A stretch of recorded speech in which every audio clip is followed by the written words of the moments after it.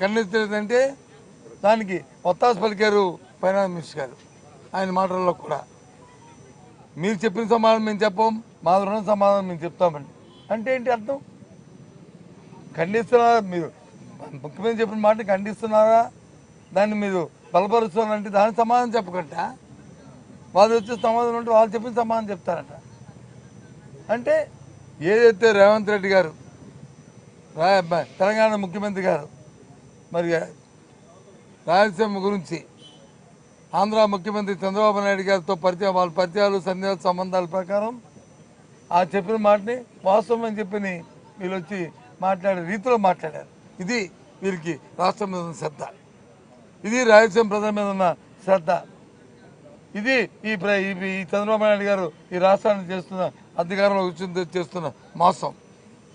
ఇది న్యాయమా చెప్పండి? ఆలోచించిన ఆంధ్ర రాష్ట్ర ప్రజలారా, మన రాష్ట్ర ప్రయోజనాలను ఏ విధంగా తాకట్టు పెట్టి ఏ విధంగా వీళ్ళు చేస్తున్నారో, ఏ విధంగా దోపిడీ చేస్తున్నారో ఆలోచించమని కోరుతున్నాను. అది మొదటగా జరిగింది. ఎన్జిటి ఆర్డర్ ఇచ్చిన తర్వాత పనులు జరిగావా జరగలేదా మేము దాని గురించి ప్రయత్నాలు చేస్తామా లేదా మా ప్రభుత్వం మేము చేస్తాం. కానీ మీ ఏబిఎన్ అడుగుతున్న క్వశ్చన్కి చంద్రబాబు చెప్పిన ఏదైతే రేవంత్ రెడ్డి చెప్పిన మాటని మీరు అనుగుణంగా మీరు దాన్ని సమర్థిస్తున్నారా? అది చెప్పిన అబద్ధం చెప్తున్నా అడిగితే దాని సమాధానం చెప్పగలగా ఏబిఎన్ గారు? చెప్పండి. మీరు మీ పత్రిక దాన్ని సమర్థిస్తుందా? మీ పత్రిక కూడా దాన్ని సమర్థిస్తుందని చెప్పండి. మీ గవర్నమెంట్ చెప్పొచ్చు కదా. అది ఏది మేము రేవంత్ రెడ్డి చెప్పిన మాట అబద్ధం చెప్పాలి కదా, లేదు వాస్తవం ఇది వద్దని చెప్పాలి కదా. అది ఎందుకు చెప్పట్లేదు? అది చెప్తే ఇది చెప్పు, అది చెప్తే ఇది చెప్పు. అది ఆ విషయం చెప్పండి, ఆ విషయం చెప్పట్లేదు. ఆ విషయాన్ని ఎందుకు ఖండించలేదు, ఎందుకు బలపరచట్లేదు? ఏంటి మీ వీక్నెస్ ఏంటి? హరీష్ చెప్పిందని మేము ఖండిస్తున్నాం కాదు. హరీష్ చెప్పింది ఆయన తాలూకా రాజకీయ స్వాతంత్రం చెప్పిన మాట అయ్యి ఉండొచ్చు అని మేము చెప్తున్నాం కదా. మీరు చెప్పాలి కదా. ఎందుకు చెప్పట్లేదు? మీరు ఎందుకు చెప్పట్లేదు? చెప్పండి. మీరు సభాసాహిత్యం చెప్తున్నాం కదా. మీరు ఇలాంటి దొంగ ఈ రాష్ట్రాన్ని దయచేసి ఏపీఎన్ గారు మీకు దయచేసి మీకు మనం చేస్తున్నాను. ఈ రాష్ట్ర ప్రయోజనం ముఖ్యం తప్ప వ్యక్తిగత స్వార్థాలు, వ్యక్తిగత పరిచయాలు మన ముఖ్యం కాదు. నాకు అందరితో పరిచయాలు ఉన్నాయి, ఆ ప్రజలతో ఎంతో అనుబంధం ఉంది. అది అనుబంధం వరకే. ఇవాళ రాష్ట్రం అయిన తర్వాత మన తాలూకా ప్రయోజనాలు, మన తాలూకా ఇవి మనకు ముఖ్యం. ఆ రైతుగా ఈరోజు ప్రజలకి మనం ఎన్నుకున్న ప్రజలకి మనం సమాధానం చెప్పాలి. ఇక రెండో విషయానికి వస్తే, మేము హౌస్ స్టార్ట్ అయిన దగ్గర నుంచి కూడా ఏదైతే ఆ దేవదేవుడు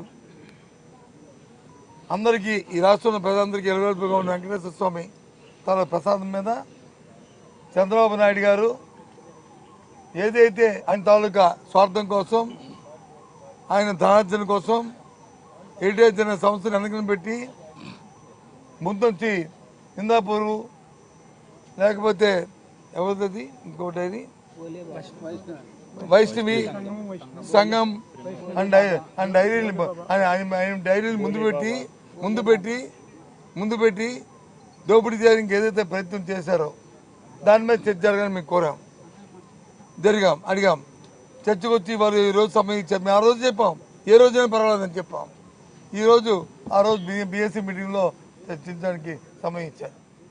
మీ లేచి మా స్పీకర్గా వచ్చి మా సభ్యుని వచ్చి మాట్లాడడానికి అవకాశం ఇస్తే వాళ్ళు వచ్చి కాదు క్వశ్చన్ అవ్వాలని ముందు గొడవ పెట్టారు. అయిపోయిన తర్వాత ఎక్కడైనా చరిత్రలో శాసనసభ చరిత్రలో ఎప్పుడైనా జరిగిందంటే ఒకసారి డీమ్డ్ అయిపోయిన తర్వాత ఆ రెండోది వచ్చి మేము వచ్చి స్టేట్మెంట్ షార్ట్ నోట్ ఇది చర్చకు వచ్చి ఎక్కడ స్టేట్మెంట్ ఉందండి? మొన్న రాజమండ్రిలో పాలు సంఘటన జరిగాయి. ప్రభుత్వం వచ్చి మీరు స్టేట్మెంట్ ఇవ్వాలి, ఇచ్చుకోండి, తప్పదు. ఇది బీఎస్సీలో చర్చ జరిగిన తర్వాత బీఎస్సీలో షార్ట్ డిస్కషన్ జరగాలని అని డిసైడ్ అయిన తర్వాత ఓకేనండి ప్రభుత్వం వచ్చి ఏ రకంగా చర్చకి వాళ్ళకి స్టేట్మెంట్ ఇస్తారండి? అక్కడ సమాధానం చెప్పండి ప్రభుత్వాన్ని. మాకు అభ్యంతరమే. ప్రభుత్వానికి పూర్తి స్వేచ్ఛ ఉంది, చెప్పే బాధ్యత ఉంది. మేము దాన్ని సమర్థిస్తాం, పూర్తిగా కూడా కోఆపరేట్ చేస్తాం. అంతేగాని వీళ్ళు వచ్చి చట్టాన్ని చేతితో తీసుకొని, రాజ్యాంగాన్ని చేతితో తీసుకొని, అధికారం ఉందా కదా అని సభను వచ్చి చేతితో తీసుకొని చైర్మన్ గారి మీద వచ్చి నానా మాట్లాడుతూ అభ్యర్థింగ్ చేస్తూ ఇది చాలా ఆక్షేపణీయం. రాష్ట్ర ప్రజలు దయచేసి చూడండి, ఏదైతే చంద్రబాబు నాయుడు గారు జంతు కొవ్వు ఉన్నదని చెప్పి ఏది చెప్పారో సిబిఐ రిపోర్ట్లో లేదని చెప్పింది. ఆ రోజు 320 రూపాయలకి 328 రూపాయలకి 29 రూపాయలకో 28 రూపాయలకో ఆ రోజు వచ్చి హిందూపూర్ డైరీ వచ్చి ఆ రోజు కొంటే దాన్ని ఇవాళ 658 రూపాయలకి ఇవాళ కొంటుంది టీటీడీ. దాంట్లో లోపగారు ఏంటి? ఆ హిందూపూర్ డైరీకి హెరిటేజ్ డైరీకి ఉన్న సంబంధాలు వారి వెబ్సైట్లో చెప్పారు. ఇది మా మ్యానుఫ్యాక్చరింగ్ యూనిట్ అని చెప్పని ఆ తర్వాత మేము అడిగిన తర్వాత దాన్ని కో మ్యానుఫ్యాక్చరింగ్ మార్చారు. అలాగే సంఘం కూడా చెప్పారు, ఏది సంఘం ఫోటో ఇది కదా, ఇది సంఘం డైరీ కూడా ఏదైతే వైష్ణవి డైరీలో రెండు కలిపి ఆ అంబులెన్స్ వచ్చి ఆ గేట్ మీద పెట్టి మేము అడిగిన తర్వాత వచ్చి దాన్ని వచ్చి మార్చి అవన్నీ చేసి ఏ రకంగా మ్యాన్ప్లాన్ చేసి ఈ రాష్ట్ర ప్రజలు అందరినీ మోసం చేసి అందరు మనోభావాలు దెబ్బతినేట్లు చేసి జంతు కొవ్వు ఉన్నదని మాట్లాడి మాట్లాడి లేకపోతే చేప ఇది ఉందని ఆయిల్ ఉందని చెప్పని మాట్లాడి ఏ పంది కొవ్వు ఉందని మాట్లాడి ఏ రకంగా దేవదేవుడి తాలూకా ధనాన్ని భక్తి ఇచ్చిన దాన్ని దోచుకు తింటున్నారో ఆలోచించమని చెప్తున్నారు.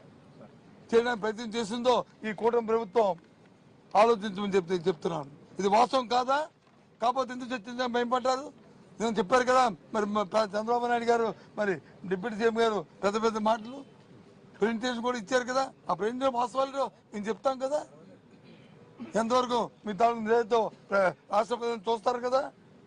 మీరు దొంగ మేము తప్పు చెప్పింది తప్ప, మీ దోపిడీ కరెక్టా లేకపోతే మేము చెప్పింది తప్ప అని రాష్ట్ర ప్రజలు చెప్తారు కదా, నిర్ణయిస్తారు కదా. చాలా తప్పు. ఆ దేవదేవుడు వచ్చి క్షమించడు, ఇటువంటి దోపిడీని వచ్చి క్షమించడు. మీరు అధికారం ఉంది కాబట్టి అధికారంతో ఈ 2 సంవత్సరాలు మీరు వచ్చి వెళ్ళొచ్చు, కానీ ఆ దేవదేవుడు మాత్రం మిమ్మల్ని క్షమించడు. ఈ దోపిడీని అరికట్టండి. ఈ దోపిడీ ఆయన చూస్తూ ఊరుకోవడం దేవుడు. మీరే చెప్పారు, మీరు ఎస్ దానికి మేము కట్టుబడి ఉన్నాం. అది ఎంత ఎంత ఎంత గౌరవమైన మాట మాట్లాడు. ఆ రోజు వచ్చి జీవోలు ఇచ్చారని చెప్పారు కదా. జీవో ఎందుకే జీవో ఏ సందర్భంలో సామ్యాల జీవో ఇచ్చాడండి? 7 కొండలు 2 కొండలని జీవో దేనికి ఇచ్చాడండి? ఆ రోజు నీ పార్టీ కార్యకర్త ఆ నాయుడు గారు కాదు జయచంద్ర నాయుడు నీ పార్టీ కార్యకర్త కొండ మీద వచ్చి తిరుమల కొండ మీద వచ్చి ఎన్నికలు జరగాలంటే నువ్వు పిటిషన్ ఇస్తే అది కాదని చెప్పి పంచాయతీరాజ్ డిపార్ట్మెంట్ వచ్చి దానికి వచ్చి జీవో ఇస్తే ఆ జీవోను కాదని మళ్ళీ రాజశేఖర్ గారు 7 కోట్లని మళ్ళీ జీవో ఇచ్చింది. అవాస్తవమా? వాస్తవం కాదా ఇది?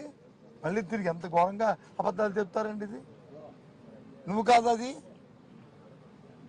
జయచంద్ర నీ పార్టీ కార్యకర్త కాదా? నీ మనిషి కాదా? ఏ రకంగా చెప్తారండి? అడగండి, ప్రశ్న ఏదైనా వస్తే అడగండి, తప్పలేదు. ఏబిఎన్ గారు అది కాదు, అది కాదు. ఏం జరిగింది? చర్చ ఏం జరిగింది?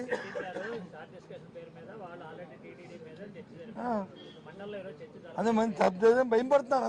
ఎందుకని సభలో చెప్పిన తప్పులు కాబట్టి, సత్య దూరాలు కాబట్టి ఇక్కడ మాట్లాడితే వాస్తవాలు బయటకు వస్తాయి కాబట్టి, హెరిటేజ్ వెనక గురించి చేస్తున్న దోపిడీ బయటకు వస్తుంది కాబట్టి, చంద్రబాబు నాయుడు కుటుంబ సభ్యులు చేస్తున్న సింపుల్ గా చెప్తారండి.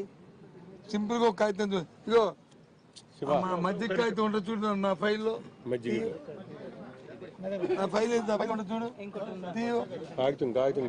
రాష్ట్రంలో 16లో అప్పుడు సమ్మర్ వస్తే మధ్యకు వచ్చి సప్లై చేశారు. అది హెరిటేజ్ కొనమని ఇచ్చారండి. హెరిటేజ్ మజ్జిగ రాష్ట్రంలో ఇన్ని 2016లో రెండు ఇది కాదు కలెక్టర్ ఇచ్చింది. కలెక్టర్ ఇచ్చింది. ఇదంతా అంటే ఎవడైనా ముఖ్యమంత్రి స్థానంలో ఉన్నప్పుడు అది మన సంస్థ అయినప్పుడు దాని నుంచే కొనాలి, ఇంకెక్కడ కొనొద్దని ఇస్తారండి. ఇంకెక్కడ ఇస్తారండి ఎవరైనా? ఇవ్వచ్చు, తప్పలేదు. ఎన్నో సంవత్సరాలు ఉన్నాయి, అందులో ఈ 5 సంవత్సరాలు ఉన్నాయి, 5 సంవత్సరాలు కొనండి. లేదు ఎక్స్ట్రా ఇంట్రెస్ట్ పిలుచుకొని ఆ సంవత్సరం నుంచి తీసుకోండి మీరు అని ప్రాసెస్ చేస్తే తప్పు. కానీ ఇదేం డెలిబరేట్గా అంటే అప్పటి నుంచే ఏ రకంగా వీళ్ళ తాలూకు ఆలోచన ఉంది, ప్రభుత్వంతో ఆలోచన ఉంది, చంద్రబాబు నాయుడు గారి బుర్ర ఏ రకంగా పనిచేస్తుంది అనేది దానికి ఉదాహరణ నేను చెప్తుంది. ఏంటి మరి అసెంబ్లీలో జరిగినప్పుడు వచ్చి మండలంలో ఎందుకు జరగకూడదండి? ఎందుకు చేయకూడదండి? ఎన్నో అబద్ధాలు చెప్పారు కదా అక్కడ, చెప్పారు కదా. ఎందుకు చెప్పట్లేదు ఇప్పుడు? ఎందుకు ఉండలేదు? ఉన్నారు కదా దేవాదాయ శాఖ మంత్రి గారు వచ్చారు కదా, అసెంబ్లీలో దేవాలయాల గురించి చెప్పారు కదా. ఎప్పుడైనా రాష్ట్ర చరిత్రలో తిరుమల తిరుపతి దేవస్థానం చరిత్రలో ఎప్పుడో మనుషులు చనిపోయారండి? ఎంతమంది ఎక్కువయ్యారని చెప్పి తోపులాటలో దొమ్మియాటలో ఎప్పుడైనా చనిపోయారండి? ఎప్పుడైనా సంవత్సరం చరిత్రలో ఎంతమంది 6 వ్యక్తులు ఎప్పుడైనా చనిపోయారండి? ఎప్పుడైనా మేము శ్రీకాకుళం జిల్లాలో దేవస్థానంలో ఎంతమంది వ్యక్తులు ఎప్పుడైనా చనిపోయారండి? ఇవన్నీ వీళ్ళ తాలూకు అసమర్థతో జరిగినవి కావండి. వీళ్ళు వచ్చి మా మీద రాస్తారా? విజయవాడ సిటీలో ఏం జరిగిందండి? పుస్తకాల పేరు చెప్పి ఎన్ని గుళ్ళు కొట్టేశారండి? వెళ్ళండి. ఎన్ని దేవాలయాలు కూల్చేశారు? మీరా మా గురించి చెప్తుంది? మీరా మాకు చెప్పేది? శ్రీశైలంలో లాఠీ చార్జ్ జరిగిందే అన్నారు ముఖ్యమంత్రి గారు. అమ్మో జరగకూడదు, తప్పు అయినప్పుడు ఆ ఎస్పీని సస్పెండ్ ఎవరు చేస్తారు? వాళ్ళు సస్పెండ్ చేయాలి కదండి, వాళ్ళు మేము తెలివి తీసుకోవాలి కదండి. ఎందుకు మీకు దేవుడి మీద, భక్తి మీద, దేవాలయాల మీద మీకు లేదు? ఎంతసేపు ఏ గౌరవం చూసినా రాజకీయం ఎంతసేపు కూడా ఆ కుర్చీ ప్రజలు మోసం చేయడం, దగా చేయడం, అబద్ధాలు చెప్పడం, తద్వారా మీ తాలూకా పాపం గడుపుకోవడం. ఇది మోసం కాదా? ఇవి నేనేమి ఫ్యాబ్రికేట్ చెప్తున్న మాట నిజం కాదు. వీటికన్నిటికీ ఇవన్నీ ఉదాహరణలు.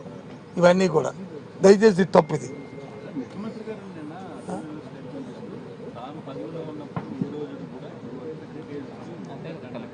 హెరిటేజ్కి ఇప్పుడు చూస్తే మజ్జిగ ఇది ఒకటి, ఇది మజ్జిగ. మరి హిందాపూర్కి 14-19 కదా మన మేడం పెట్టింది. ఇగో హెరిటేజ్ తీసుకుంది వాస్తవం అని చెప్పి ఇచ్చినట్టు కదా.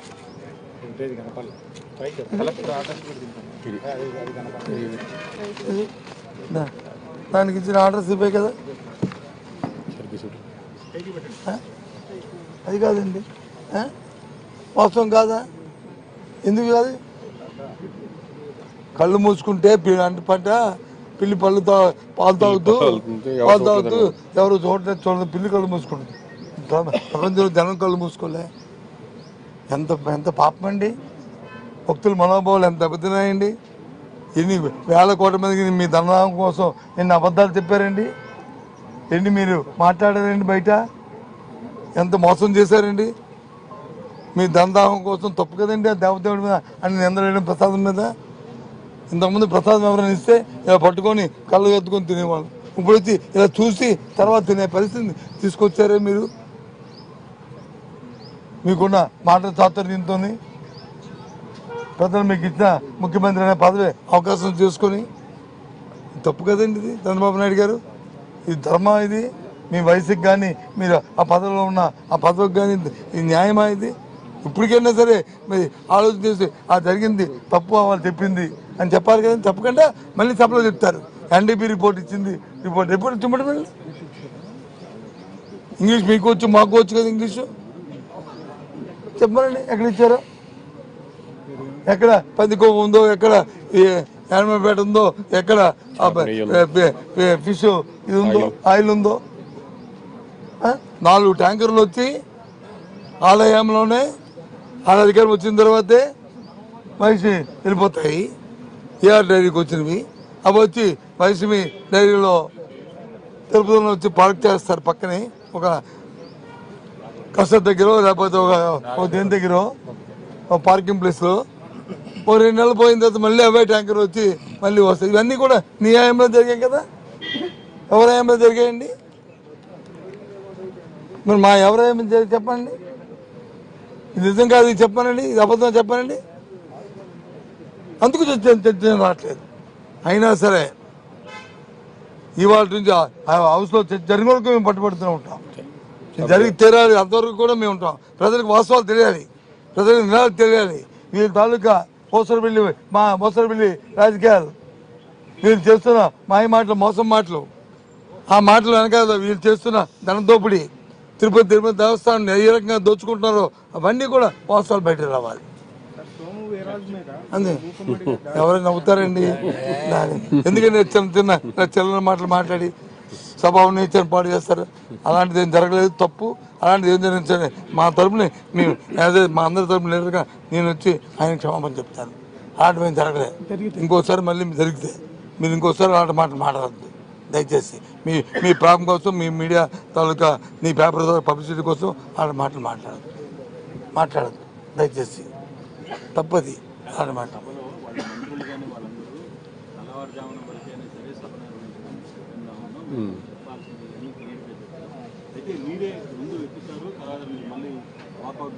ఎక్కడైతే వాకౌట్ ఎందుకు వెళ్తాం? వాకౌట్ ఎప్పుడు చేస్తుందండి ప్రజాస్వామ్యంలోనూ? నువ్వు వాకౌట్ ఎప్పుడు చేస్తారు ప్రజాస్వామ్యంలో? ఏదైతే అసత్యాలు చెబుతూ, సత్యదూరమైన మాటలు చెబుతూ, బుల్డోజ్ చేస్తూ, ఉన్నవి లేనివి చేస్తూ, అలాంటి సందర్భాలు ఇప్పుడేం వాకౌట్ చేయలేదు.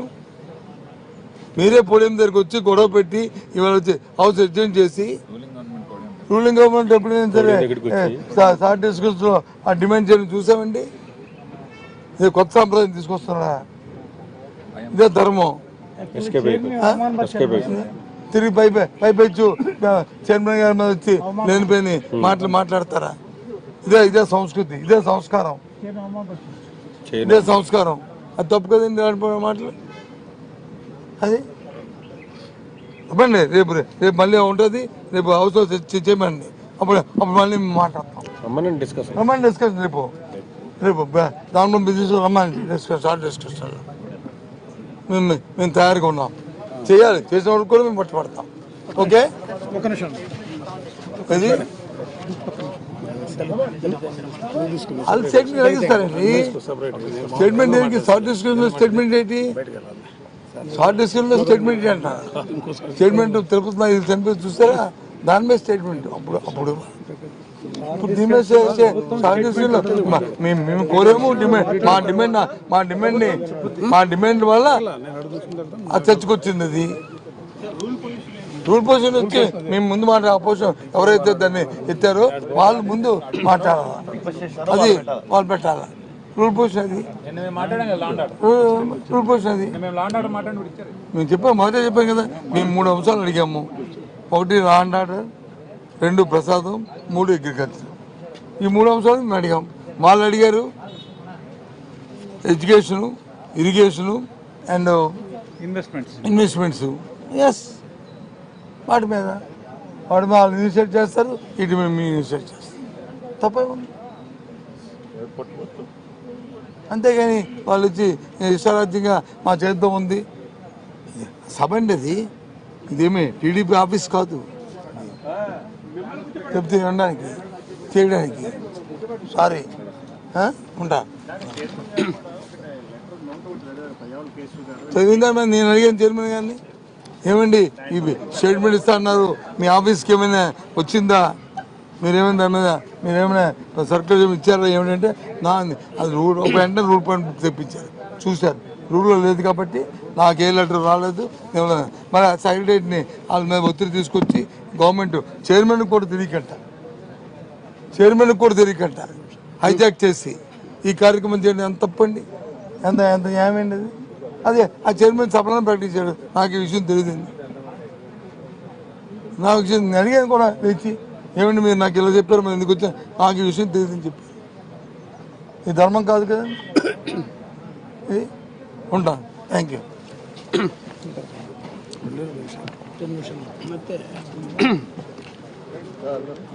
దేశంలో చట్టసభల చరిత్రలో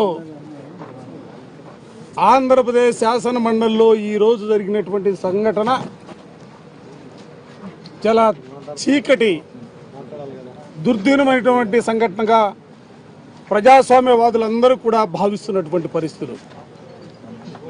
నిజంగా ప్రభుత్వానికి చిత్తశుద్ధి ఉందా అని అడుగుతా ఉన్నా. 4 రోజుల పోరాటం చేశాం. దేవదేవుడైనటువంటి తిరుమల తిరుపతి వెంకటేశ్వర స్వామికి సంబంధించినటువంటి లడ్డూ ప్రసాదం పైన చర్చ జరపాలని 4 రోజుల పాటు పోరాటం చేస్తే 23వ తారీఖున జరిగినటువంటి బీఎస్సీ సమావేశంలో ఈరోజు చర్చ నిర్వహిస్తామని చెప్పి ఏజెండాలో కూడా పెట్టడం జరిగింది. ఇవాళ ఏం జరిగింది? శాసన మండలిలో పెద్దలు చెప్పారు. లఘు చర్చ ప్రారంభమైన తర్వాత మా పార్టీ శాసనసభ్యుడు చంద్రశేఖర్ రెడ్డి గారికి మైక్ ఇచ్చిన తర్వాత ఆయన మాట్లాడుతూ ఉంటే నాకు విశేషమైనటువంటి అనుభవం ఉంది. నేను అనేక సార్లు శాసనసభ సభ్యుడిగా ఎన్నికయ్యాను. నేను శాసనసభాపక్ష మంత్రిగా కొనసాగుతున్నానని చెప్తున్నటువంటి పయ్యావుల కేశవ్ గారు లేచి లఘు చర్చకు సంబంధించి మంత్రి గారు స్టేట్మెంట్ ఇస్తారట. మంత్రి గారు స్టేట్మెంట్ ఇచ్చిన తర్వాత మిగతా వాళ్ళు మాట్లాడారట. అసలు ఏంటి దౌర్భాగ్యం అని అడుగుతా ఉన్నా. నీ ఎందుకు అంత భయపడుతున్నా అని అడుగుతా ఉన్నా. ప్రతిపక్ష పార్టీగా ఈరోజు రాష్ట్రంలో కాదు ప్రపంచవ్యాప్తంగా ఉన్నటువంటి కోట్లాది మంది హిందూ భక్తులందరూ కూడా ఇవాళ శాసన మండలిలో ఏం జరగబోతా ఉంది, వాస్తవాలు బయటికి రాబోతా ఉన్నాయని టీవీలు కతుక్కొని కూర్చున్నారు చూస్తానికి.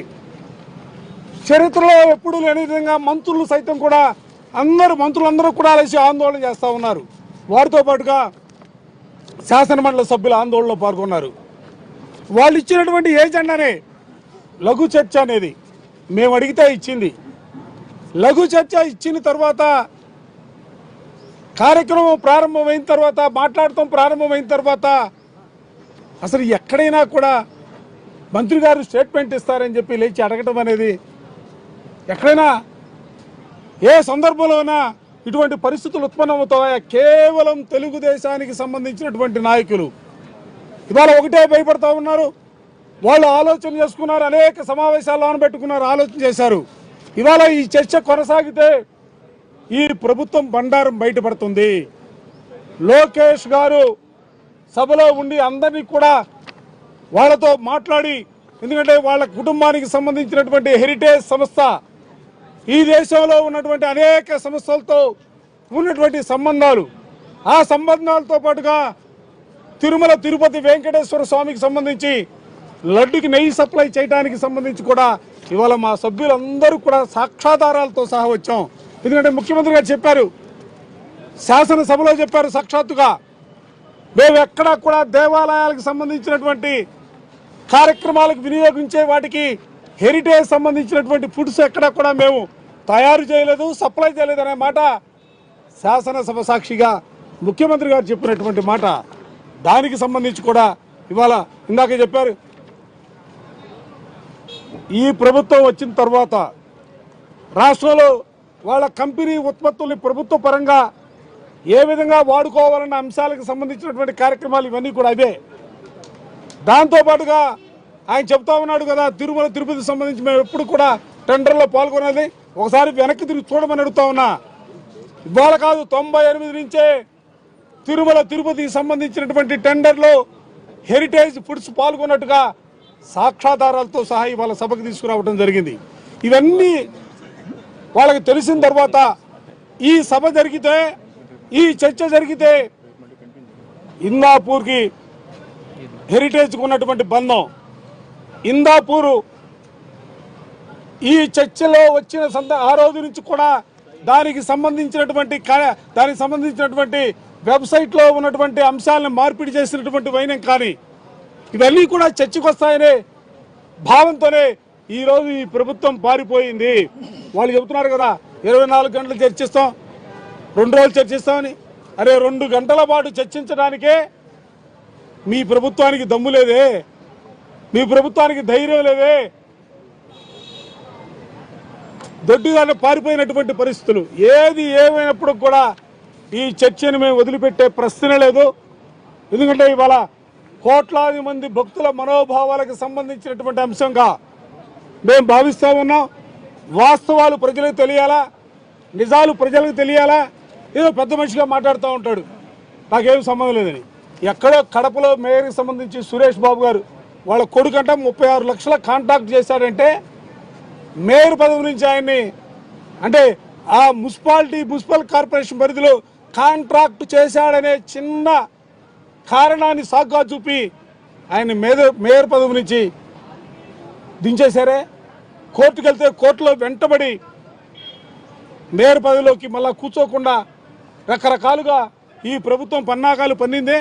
ఇవాళ ప్రజలకు మీరే సమాధానం చెప్తారని అడుగుతా ఉన్నాం. 36 లక్షల కాంట్రాక్ట్ చేస్తేనే ఆయన మేయర్ పదవికి అనర్హుడుగా భావించారు మీరు. ఇవాళ కోట్లాది రూపాయలు తిరుమల తిరుపతి వెంకటేశ్వర స్వామికి సంబంధించినటువంటి లడ్డుకి నెయ్యిని సప్లై చేసే కంపెనీలతో మీ డైరీ బంధాలు కొనసాగుతూ ఉన్నాయి. వాటికి ఏ సమాధానం చెప్తారని అడుగుతూ ఉన్నాం. ముఖ్యమంత్రి గారు ఆలోచన చేసుకోండి.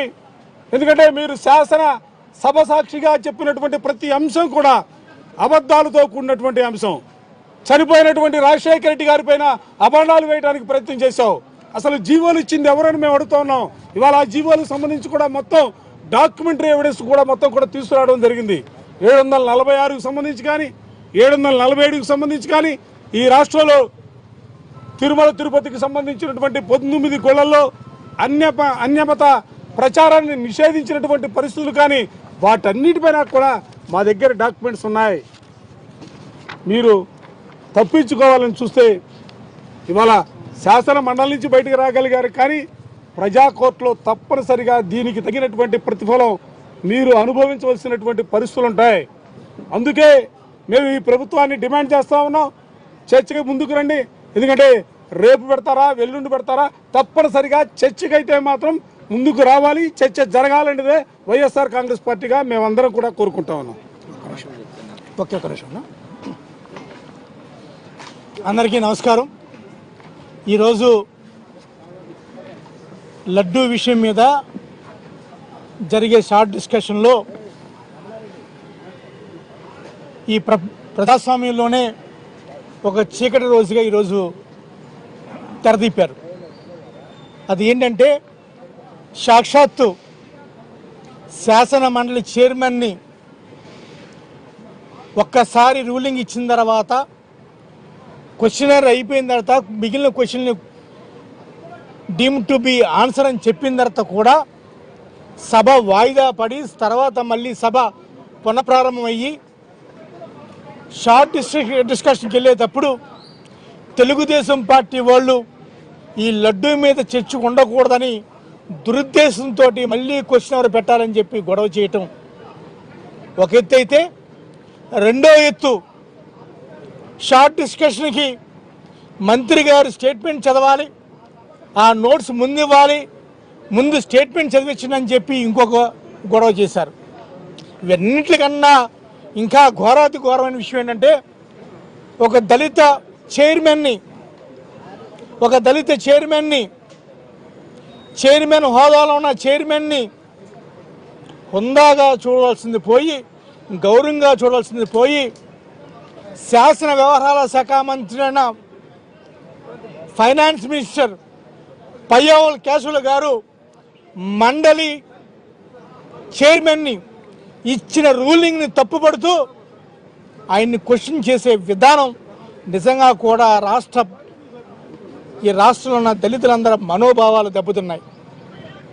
అడిగే విధానం, శాసించే విధానం, ఆఖరికి శాసనపక్ష మంత్రి ఒక మండలి చైర్మన్ని డిక్టేట్ చేసిన విధానం.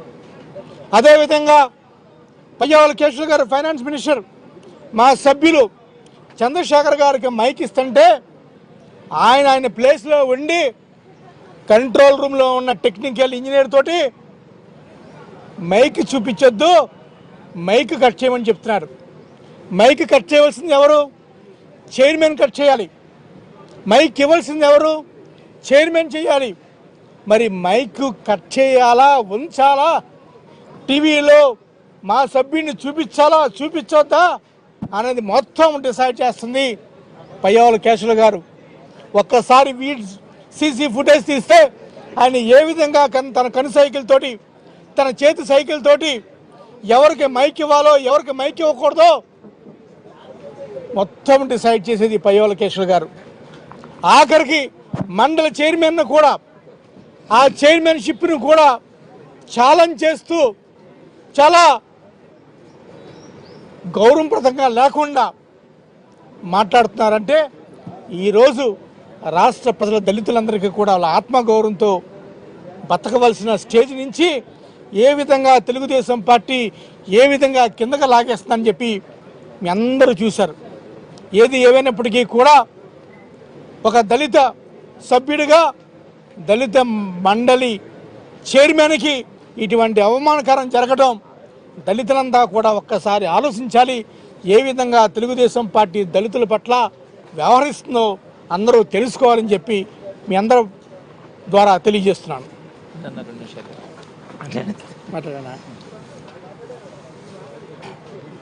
నేను ఎమ్మెల్సీ అయి సుమారుగా 3 సంవత్సరాలు అయింది.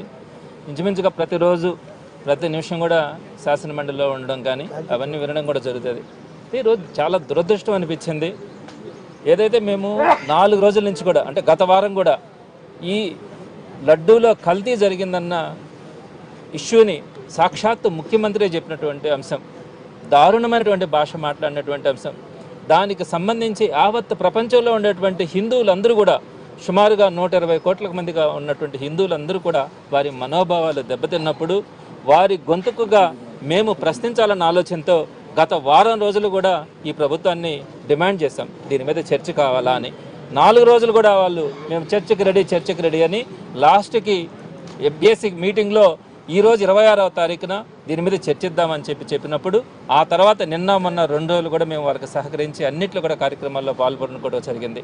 అయితే ఈ రోజున దానికి సంబంధించి చర్చ ప్రారంభం కాగానే అనవసరమైనటువంటి ఇష్యూస్తో అధికార పార్టీ సభ్యులందరూ కూడా గొడవ చేసినటువంటి తీరు చాలా బాధ పెట్టింది.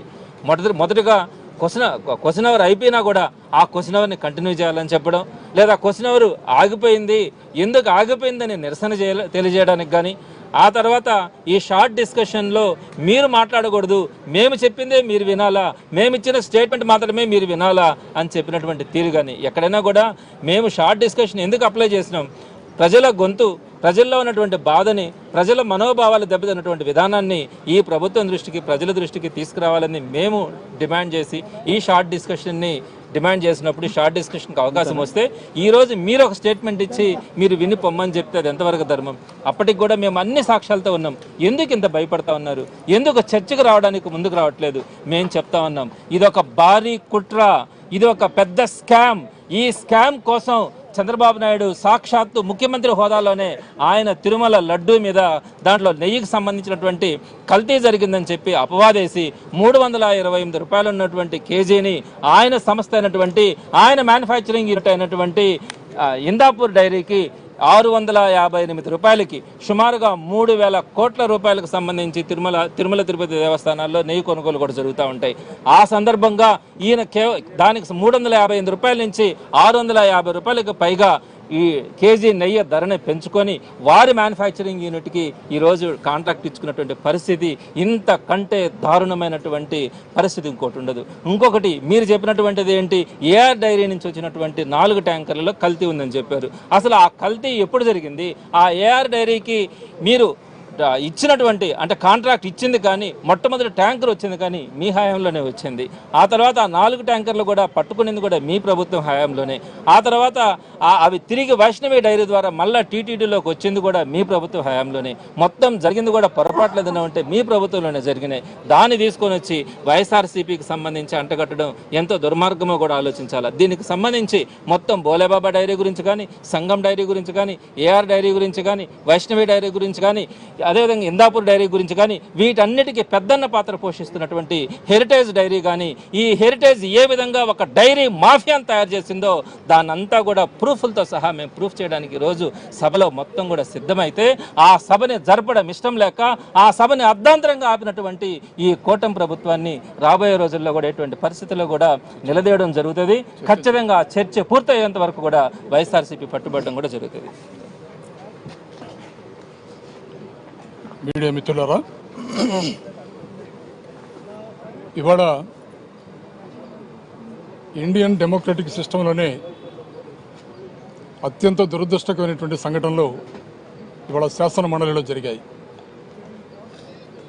బహుశా 30 సంవత్సరాల నుంచి ఉమ్మడి రాష్ట్రం ఉన్నప్పటి నుంచి కూడా శాసనసభ శాసన మండలిలో జరుగుతున్నటువంటి ప్రత్యక్షంగా కార్యక్రమాలను వీక్షిస్తూ ఉన్నాం. ఏదైనా ఒక విషయమైన చర్చించాలన్నప్పుడు ప్రభుత్వం కూడా ముందుకొచ్చి దాని మీద క్లారిటీగా చర్చించవలసినటువంటి సందర్భాలు చాలా ఉన్నాయి. కానీ ఇవాళ ఈ ప్రభుత్వం చర్చించడానికి సిద్ధంగా లేక ప్రభుత్వం పారిపోయినటువంటి సంఘటన గడిచిన 40 సంవత్సరాలలో ఇదే మొట్టమొదటి సంఘటనని గట్టిగా చెప్పగలం.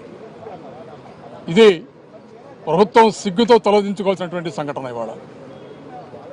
ఎందుకంటే పవిత్రమైనటువంటి తిరుమల వెంకటేశ్వర స్వామి ఆ ప్రసాదాన్ని, లడ్డూని దైవ ప్రసాదంగా ఇవాళ దేశంలో ఉన్నటువంటి ప్రజానీకం చూస్తారు.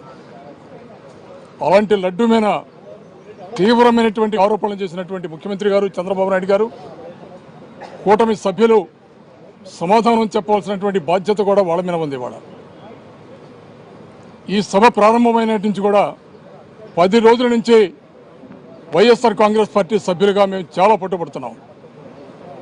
అబద్ధాలు స్వయంగా ముఖ్యమంత్రి కూటమి నాయకులు చెప్పారు. రాష్ట్ర ప్రజానీకాన్ని తప్పుదో పట్టించాలని ప్రయత్నం చేశారు. లడ్డూని అపవిత్రం చేసే ప్రయత్నాలు వీళ్ళు చేశారు. కాబట్టి దీనిలో ఏ సంఘటనలు ఏ విధంగా జరిగాయో సంపూర్ణంగా రాష్ట్ర ప్రజానీకానికి తెలియజేయాలి.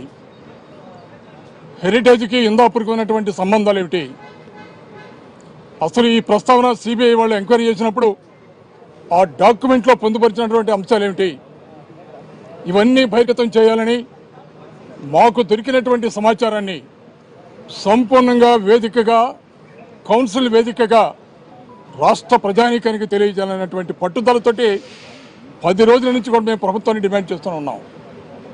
కానీ ఇవాళ కౌన్సిల్లో జరిగినటువంటి సంఘటనలు చూస్తే ప్రభుత్వం చర్చించడానికి సిద్ధంగా లేక తప్పు చేసి దొరికిపోతాం అన్నటువంటి భయంతో పారిపోయినటువంటి ప్రభుత్వాన్ని ఇవాళ చూస్తున్నాం. మేము చాలా దురదృష్టం. ఎందుకంటే సభ మొదలైనప్పటి నుంచి కూడా ఒక్కసారి క్వశ్చన్ అవర్ స్టార్ట్ చేసిన తర్వాత గందరగోళం చేశారు.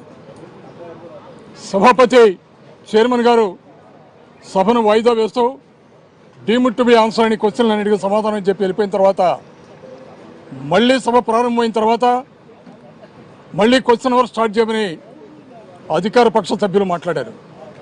ఇది దేనికి సంకేతం? శాసనసభ వ్యవహారాల మంత్రి గారికి, కేశవ్ గారికి ఇవన్నీ తెలియవా? తెలియక కాదు. సమయాన్ని వృధా చేయాలి, తిరుమల లడ్డు మీద చర్చ రాకుండా అడ్డుకోవాలి. ఇదే ప్రధానమైనటువంటి ధ్యేయం ఈ ప్రభుత్వానికి. అలాగే తిరిగి సభ ప్రారంభమైన తర్వాత మళ్ళీ లఘు చర్చ మీద మా సభ్యుడు చంద్రశేఖర్ రెడ్డి గారికి అవకాశం ఇచ్చే స్పీకర్ గారు మాట్లాడమంటే, చైర్మన్ గారు మాట్లాడమంటే మాట్లాడటం స్టార్ట్ చేసినటువంటి ఒక 1/2 నిమిషంలోనే మళ్ళీ మైకుని కట్ చేసే విధంగా ఫైనాన్స్ మినిస్టర్ గారు సైకిల్ చేసి మైకును కట్ చేసి ఆయన మాట్లాడుతూ ఈ లఘు చర్చకు ముందు ప్రభుత్వం ఒక స్టేట్మెంట్ ఇవ్వాలని అన్నటువంటి వాదన తీసుకొచ్చారు. కావున మండలి రూల్స్ బుక్లో ఎక్కడా కూడా లఘు చర్చ మీద ప్రభుత్వం స్టేట్మెంట్ ఇచ్చే విధానం, ఆచారం ఎక్కడా లేదు. దాని మీద గందరగోళం సృష్టించి మంత్రులు సైతం ఎమ్మెల్సీని ఉసుగొలిపి చైర్మన్ దగ్గరికి వచ్చేలాగా తయారు చేసి సభలో గందరగోళ వాతావరణాన్ని సృష్టించి సభని వాయిదా వేసి ఈ చర్చ జరగకుండా, చర్చ జరిగితే ఇందాపూర్ సొసైటీకి హెరిటేజ్కి ఉన్నటువంటి సంబంధాలు ఏమిటో ఆధారాలతో సహా ఇవాళ బహిర్గతం చేయడానికి ఇవాళ వైఎస్ఆర్ కాంగ్రెస్ పార్టీ సిద్ధంగా ఉంది. భయపడి ఇవాళ ప్రభుత్వం పారిపోయింది ఇవాళ. కానీ రాష్ట్రంలో ఉన్నటువంటి ప్రజానీకం గమనిస్తూనే ఉన్నారు. ఇందాపూర్కి హెరిటేజ్కి ఉన్నటువంటి సంబంధాలు ఏమిటి? లడ్డూ విషయంలో కేవలం హెరిటేజ్ సంస్థ ఆర్థిక ప్రయోజనాలు ఆశించి ఇవాళ తిరుపతి లడ్డూ మీద అభాండాలు వేసింది. దీని మీద సంపూర్ణంగా చర్చించడానికి ధైర్యం లేక ప్రభుత్వం పారిపోయింది. ఇవాళ మా ఎల్ఓపి గారు చెప్పారు, రాబోయే రోజుల్లో కూడా రేపు కానీ ఎల్లుండి కానీ తర్వాత కానీ లడ్డూ మీద చర్చ జరిగిన తర్వాత మాత్రమే కౌన్సిల్లో మిగిలిన బిజినెస్ ముందుకెళ్తుందని ఇవాళ వైఎస్ఆర్ కాంగ్రెస్ పార్టీ డిమాండ్ చేస్తుంది. రాష్ట్ర ప్రజలు కూడా అర్థం చేసుకోవాల్సిందిగా మనం చేస్తున్నాం. Thank you. ఒక్క నిమిషం, నేను 2 విషయాలు లడ్డు గురించి కాదు కానీ ఒక నిమిషం ఉన్నాడు సార్. నాది ఎంతసేపు ఉండదు, అంత ప్రసంగ నాలెడ్జ్ ఉన్న నా వ్యక్తిని కాదు. మీడియా మిత్రులకి నమస్కారం. దాదాపుగా ఈ కౌన్సిల్లో సభ్యునిగా 4 సంవత్సరాలు 3 మాసాలుగా నేను కొనసాగుతున్నాను. ఇవాళ ఒక ఆశ్చర్యకరమైనటువంటి వార్త నాపై ఈనాడు వెబ్సైట్లో చూశాను. తండ్రి వయసు గల వ్యక్తి బీజేపీ మండలి సభ్యులైనటువంటి సోము వీర్రాజు గారి మీద నేను సహచర శాసన మండలి సభ్యులతో దాడి చేయడానికి పూనుకున్నానని, నా వ్యక్తిత్వ హననానికి, క్యారెక్టర్ అసాసినేషన్ చేయడానికి వారు ప్రయత్నించడం. మీకు కూడా నాకు తెలిసినంత వరకు నాతో ఉన్నటువంటి అనుబంధం తక్కువే, కాకపోయినప్పటికి కూడా మీ ద్వారా తెలియజేయాలనుకుంది ఏంటంటే, ఒక గౌరవప్రదమైనటువంటి కుటుంబాన్ని నుంచి వచ్చినటువంటి నేను, ఒక గౌరవప్రదమైనటువంటి రాజకీయ పక్షంలో కొనసాగుతున్న నేను, ఒక గౌరవప్రదమైనటువంటి నాయకుడైనటువంటి జగన్ గారి నాయకత్వంలో ఉన్నటువంటి వ్యక్తిని నేను అటువంటి ప్రవర్తనకి పాల్పడ్డాను అన్న విషయం తెలుసుకున్న తర్వాత నాకు మా నియోజకవర్గం నుంచి 100 ఫోన్లు వచ్చాయి. ఇది చాలా బాధాకరమైన విషయం. ఎందుకంటే జరిగినటువంటి పరిస్థితులు ఏంటంటే, మా సభ్యులు ఈ పోతిరెడ్డిపాడు దానికి అనుబంధంగా ఉన్నటువంటి రాయలసీమ లిఫ్ట్ ఇరిగేషన్ స్కీమ్ గురించి ముఖ్యమంత్రి రేవంత్ రెడ్డి, ఈ రాష్ట్ర ముఖ్యమంత్రి చంద్రబాబు నాయుడుతో ఉన్నటువంటి చీకటి ఒప్పందాన్ని బయటపెట్టేందుకు ప్రయత్నించగా, దానికి సంబంధం లేనటువంటి సమాధానం ఇస్తున్నప్పుడు మేము అందరం కలిసి పోడియం దగ్గరికి వెళ్ళి మేము ప్రొటెస్ట్ చేసాం తప్పిస్తే మేము ఏ సభ్యుడి మీద దూషించడం కానీ అలాంటి తప్పుడు కార్యక్రమాలు చేపట్టలేదు అన్నది మీ ద్వారా తెలియజేసుకుంటూ, ఏదేమైనప్పటికీ కూడా ఒక్కొక్క సభ్యుడిని ఈ విధంగా అవమానపరిచో లేకపోతే నిరుత్సాహపరిచో మీరు ఏదైనా మీకు మరి బాసటగా నిలిచేటటువంటి మీడియా ద్వారా లేకపోతే పత్రికల ద్వారా నీరుగార్చాలనుకుంటే ఇది ఎన్నటికీ సాధ్యం కాదు. మా తాలూకా ఐక్యత ఎప్పుడూ ఇలాగే ఉంటుంది. రాష్ట్ర ప్రభుత్వం చేపడుతున్నటువంటి అనాగరిక కార్యక్రమాలు అంటే నాగరిక ప్రపంచంలో ఉన్నటువంటి అనాగరిక ప్రభుత్వం ఇది.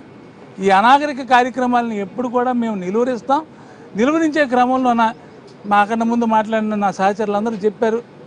ఏదైతే శాసనసభ వ్యవహారాల మంత్రి అయినటువంటి పయ్యావుల కేశవ్ గారు చాలా దుర్మార్గమైనటువంటి ఆలోచన చేస్తూ చైర్ని డిక్టేట్ చేసే సందర్భం, అలాగే కంట్రోల్ రూమ్లోన తన కనుసైకిల్తోని ఎవరికి మైక్ ఇవ్వాలో ఎవరికి మైక్ ఇవ్వకూడదో చైర్మన్ కానీ ఎల్ఓపిని కానీ మరి పూర్తిగా షాడో చేద్దామని, వారిని బైపాస్ చేద్దామనే ఉద్దేశంతో చేసినటువంటి ప్రయత్నం. అయితే మీ అందరికీ పాత విషయాన్ని ఒక్కటి గుర్తు చేస్తున్నాను. గడిచిన 2019-24 సమయంలోన ఇదే శాసన మండలిలో ప్రతిపక్షానికి సంబంధించినటువంటి ఈనాటి human resources minister, education minister దురుసుగా ప్రవర్తించి ఆనాటి ఎండోమెంట్ మినిస్టర్ అయినటువంటి వెల్లంపల్లి శ్రీనివాస్ మీద దురుసుగా ప్రవర్తించిన తీరు మీ అందరికీ గుర్తుండే ఉంటుంది. అటువంటి చర్యలు పాల్పడడానికో అటువంటి దుర్మార్గమైన ఆలోచన చేయడానికి వైఎస్ఆర్ కాంగ్రెస్ పార్టీ శాసనమండలి సభ్యులు లేరని మీ ద్వారా తెలియజేసుకుంటూ, ఇంకొక విషయం ఏంటంటే మీ ద్వారా చెప్పాలనుకుంటుంది ఏంటంటే, గడిచిన 4-5 రోజులుగా చూస్తున్నాను మన ఈ రోడ్ అమ్మడే ఏదైతే ఎగ్జిట్ గేట్ నుంచి హాల్కి వెళ్ళే త్రోవలో మండు టెండర్లోన ముక్కుపచ్చలారినటువంటి స్టూడెంట్లని నిలబెట్టి వాళ్ళ అనారోగ్యానికి కారణమవుతున్నటువంటి ఈ ప్రభుత్వం తాలూకా పబ్లిసిటీ పిచ్చి, ఇది చాలా అన్యాయం. ఎందుకంటే ఎవరు అడిగిన వాళ్ళు లేరా ఏంటి?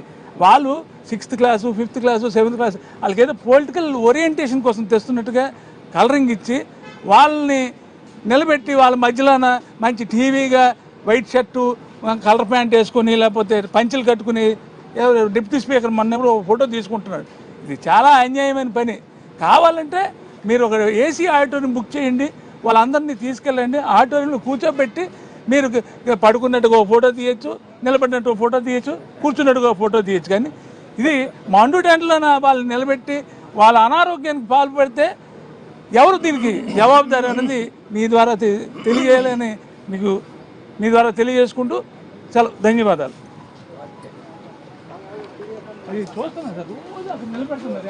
సార్ ఒక నిమిషం, ముందుగా అందరికీ ధన్యవాదాలు. మొన్న నాకు నేను జనరల్ మాట్లాడుతాను, ఇంకా స్టార్ట్ చేయాల. మొన్న నేను గిఫ్ట్ కూపన్ రిటర్న్ చేసింది అందరూ ఫోకస్ చేసినందుకు మీ అందరికీ ముందుగా ధన్యవాదాలు. ఓకేనా? ఓకే ఫ్రెండ్స్, నా పేరు బొర్రా గోపిమూర్తి, పీడిఎఫ్ ఎమ్మెల్సీ. మన రాష్ట్రంలో బడ్జెట్ సమావేశాలు జరుగుతూ ఉన్నాయి. బడ్జెట్కి సంబంధించినటువంటి రోజులు అయిపోయినాయి. అవి కూడా దాని మీద ఏ విధమైనటువంటి చర్చ జరగకోకుండానే అయిపోయినాయి. కనీసంగా ఈ 4 రోజులైనా ఈ సమావేశాలు ప్రజలకు సంబంధించినటువంటిది లేదా ఒక నిర్మాణాత్మకమైనటువంటి చర్చ జరిగి పెద్దల సభ యొక్క ఔన్నిత్యాన్ని కాపాడతారని చెప్పి పీడిఎఫ్ ఎమ్మెల్సీగా ఆశించాం. కానీ ఈ రోజున ఆంధ్రప్రదేశ్లో ఉన్నటువంటి పెద్దల సభ గాడి తప్పుతూ ఉందని చెప్పి ప్రోగ్రెసివ్ డెమోక్రటిక్ ఫ్రంట్గా చెప్తా ఉన్నాను.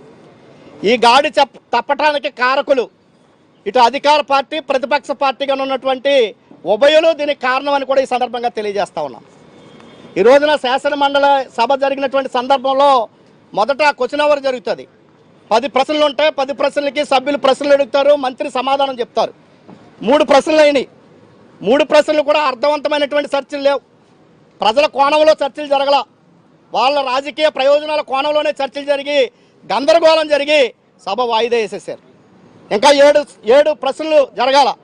7 ప్రశ్నలు ఒకసారి మనం పరిశీలిస్తే మన రాష్ట్రంలో ఉన్నటువంటి పాఠశాలల యొక్క మౌలిక వసతులకు సంబంధించినటువంటి ప్రశ్న, ఉన్నత విద్యకి సంబంధించి యూనివర్సిటీలకి సంబంధించినటువంటి ప్రశ్న, గురుకులాలకు సంబంధించి, ట్రైబల్ వెల్ఫేర్కి సంబంధించి, ఆ విద్యా విధానానికి సంబంధించి వాళ్ళకి అదనపు సెక్షన్లకు సంబంధించినటువంటి ప్రశ్న, కాలుష్య నివారణకి సంబంధించినటువంటి ప్రశ్న, ప్లాస్టిక్ నివారణకి సంబంధించినటువంటి ప్రశ్న, అసంఘటిత కార్మికులకు సంబంధించినటువంటి ప్రశ్న. సో సమాజంలో ఉన్నటువంటి కొన్ని రుగ్మతలకు సంబంధించినటువంటి దాన్ని అధిగమించడానికి సంబంధించినటువంటి అంశం, విద్యకి సంబంధించినటువంటి విద్యాలయాలకు సంబంధించినటువంటి అంశం, కార్మికులకు సంబంధించిన అంశాలు ఉన్నటువంటి ఈ 7 ప్రశ్నలు కూడా కనీసంగా చర్చ జరగకుండానే, మంత్రులు సమాధానం చెప్పకుండానే మొత్తం వాయిదా పడినటువంటి పరిస్థితి. మరి వాయిదా అయిన తర్వాత అయినా ఇప్పటి వరకు జరిగినటువంటి సమావేశాల్లో ప్రశ్నల తర్వాత స్పెషల్ మెన్షన్ ఇస్తారు. మేము ప్రోగ్రెసివ్ డెమోక్రటిక్ ఫ్రంట్ ఎమ్మెల్సీగా మాకు మాట్లాడే సమయమే చాలా తక్కువ ఉంటుంది. కాబట్టి ఎన్ని రోజులైతే వర్కింగ్ డేస్ ఉన్నాయో వర్కింగ్ డేస్ని లెక్క పెట్టుకుని సమాజంలో ఉన్నటువంటి వివిధ రంగాల యొక్క సమస్యల్ని రోజుకొక దాన్ని ప్రొజెక్ట్ చేయటం కోసం మేము ప్రయత్నం చేస్తూ ఉంటాం. దాంట్లో భాగంగానే ఈ రోజున సోషల్ వెల్ఫేర్, బీసీ వెల్ఫేర్లో పనిచేస్తున్నటువంటి రెగ్యులర్ టీచర్లకు సంబంధించినటువంటి పదవి విరమణ వయసు కావచ్చు, పార్ట్ టైం గెస్ట్ లెక్చరర్కి సంబంధించినటువంటి వయసు కావచ్చు, లేదంటే హాస్టల్కి సంబంధించింది కావచ్చు, వాళ్ళ మౌలిక వసతులకు సంబంధించిన అంశాన్ని ప్రస్తావన చేయాలనే ఉద్దేశంతో ఒక స్పెషల్ మెన్షన్ కూడా నేను తయారు చేసుకున్నాను. అటువంటి స్పెషల్ మెన్షన్ కూడా లేకుండా పక్కన పెట్టేసి నేరుగా లడ్డూ మీదకి చర్చకి వెళ్ళిపోయింది. లడ్డూ మీద చర్చ అంటే అక్కడ అది తెమలదని తెలుసు, తెగదని తెలుసు, అయినప్పటికీ దాన్ని చర్చలో పెట్టారు. ఈ రోజున రాష్ట్రంలో అనేక మంది తినడానికి తిండి లేక అనేక మంది ఈ రోజున ప్రజలు ఉన్నారు. అంతేకాదు ఈ రోజున అనేక మంది కార్మికులు అతి తక్కువ జీతంతో వెట్టి చాకిరీ చేస్తూ ఉన్నారు. అనేక మంది చిరుద్యోగులు ఈ రోజున అంగన్వాడీ వర్కర్లు గత ప్రభుత్వ కాలంలో చేసినటువంటి సమ్మెకి కారణంగా వచ్చినటువంటి జీవన అమలు చేస్తారా లేదని చెప్పి ఈ రోజున జిల్లా కేంద్రాల్లో ధర్నాలు చేస్తూ ఉన్నారు. ఈ రోజున డప్పు కార్మికులు ఈ రోజున మన రాష్ట్ర కేంద్రంలో ధర్నాలు చేస్తూ ఉన్నారు. ఉపాధ్యాయులు, ఉద్యోగులు పిఆర్సీల కోసం ధర్నాలు చేస్తూ ఉన్నారు. ఈ రోజున అనేక మంది వేతన జీవులు మాకేమైనా ఈ బడ్జెట్ సమావేశంలో ఆర్థిక ప్రయోజనం కావాలని చెప్పి ధర్నా చేస్తూ ఉన్నారు. అంటే రోడ్డు మీద ఏదైతే అసంఘటిత కార్మికులు, ఉద్యోగులు, ఉపాధ్యాయులు పక్కన పోరాటాలు చేస్తూ ఉంటే అటువంటి పోరాటాల మీద చర్చ జరగకుండా ఈ రోజున సాక్షాత్తు కలియుగ దేవుడైనటువంటి వెంకటేశ్వర స్వామిని ఈ రోజున సాక్షాత్తు శాసన మండలిలో అపవిత్రం చేస్తున్నారు ఈ అధికార ప్రతిపక్ష పార్టీలు అని చెప్పి పీడీఎఫ్ ఎమ్మెల్సీగా తెలియజేస్తా ఉన్నాను. ఈ రోజున కలియుగ దేవుడు వెంకటేశ్వర స్వామికి అనేకమైనటువంటి శక్తులు ఉన్నాయి. నిజంగా తప్పు జరిగితే అటువంటి తప్పు చేసినటువంటి శిక్ష విధించే బలం, శక్తి కూడా ఆ కలియుగ దేవుడికి ఉంది. రెండో వైపు డాక్టర్ బిఆర్ అంబేద్కర్ రాసినటువంటి రాజ్యాంగం, చట్టం ఉంది. ఆ తప్పులు జరిగినటువంటి అంశాల మీద చట్టం తన పని చేసుకుంటా పోతుంది. తప్పులు చేసిన వాళ్ళకి శిక్షణ వేసే చట్టం కూడా ఉంది. అంతేకాదు ఆ లడ్డు మీద చర్చ జరపాలంటే అనేక వేదికలు ఉన్నప్పటికీ కూడా సభలో సాక్షాత్తు వెంకటేశ్వర స్వామిని ఈ రోజున రాజకీయాలకు ఉపయోగించుకుంటాం.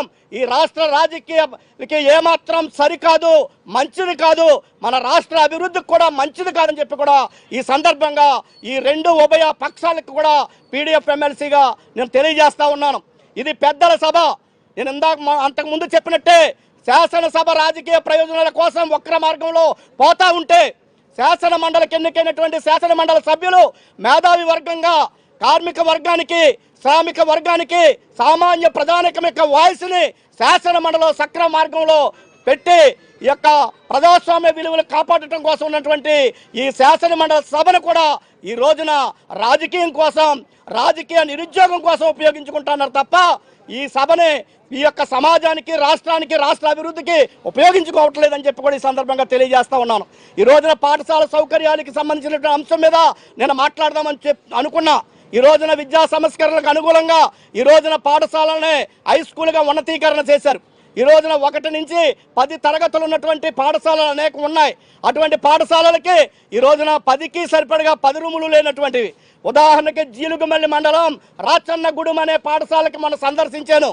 1 నుంచి 10 తరగతులు ఉన్నాయి. స్టాఫ్ ఉంటారో, హెడ్ మాస్టర్ ఉంటారో, కేవలం 3 తరగతులతో, 3 తరగతి గదులతో ఆ ఉన్నత పాఠశాల నడుస్తూ ఉంది.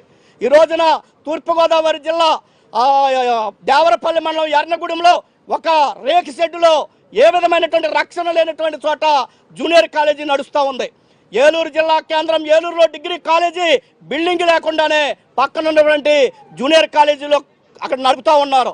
అటువంటి పాఠశాలలకు సంబంధించిన మౌలిక వసతుల మీద డిస్కషన్ లేకుండానే అది మాట్లాడదాం, ఆ సమస్యలు ఏమైనా పరిష్కారం అవుతాయేమో అని చెప్పేసి నేను అనుకున్నా ఉన్నాను. గత ప్రభుత్వం 7,876 కోట్ల రూపాయలు నాడు నేడులో ఈ మౌలిక వసతులకి పెండింగ్ పెట్టిందని చెప్పి బడ్జెట్ పుస్తకంలో పెట్టారు. 18వ పేజీలో బడ్జెట్ పుస్తకంలో. అంతేకాదు మరి అంత 7,876 కోట్ల రూపాయలు మౌలిక వసతులకి పెండింగ్ పెడితే ఈ బడ్జెట్లో కేవలం 1,500 కోట్ల రూపాయలే ఈ రోజున వాళ్ళు కేటాయించారు. మరి మీరే 7,000 చిల్లర కోట్ల బకాయిలు పెట్టారని చెప్తా ఉన్నారు కదా. మౌలిక వసతులు పెండింగ్ మరి 1,500తో ఏ విధంగా పూర్తి చేస్తారని మాట్లాడదామని చెప్పి ఆశపడ్డాను. కానీ నా ఆశలో అడియాసలైనని కూడా ఈ సందర్భంగా తెలియజేస్తా ఉన్నాను. మిగిలినటువంటి ఈ 4 రోజులైనా సరే ఆ వెంకటేశ్వర స్వామి ఉభయ సభల సభ్యులకి మంచి బుద్ధి ఇచ్చి ప్రజా సమస్యలు మాట్లాడండి అయ్యా, నా సంగతి నేను చూసుకుంటానని చెప్పి వెంకటేశ్వర స్వామి నైట్ వీళ్ళ కళ్ళకు వచ్చి ఈ 4 రోజుల యొక్క సభని సక్రమంగా జరగాలని చెప్పి వెంకటేశ్వర స్వామి వాళ్ళ కళ్ళకు వచ్చి వాళ్ళ బుద్ధిని మార్చాలని చెప్పి ప్రోగ్రెసివ్ డెమోక్రటిక్ ఫ్రంట్ గా కోరుకుంటూ ధన్యవాదాలు మిత్రులారా.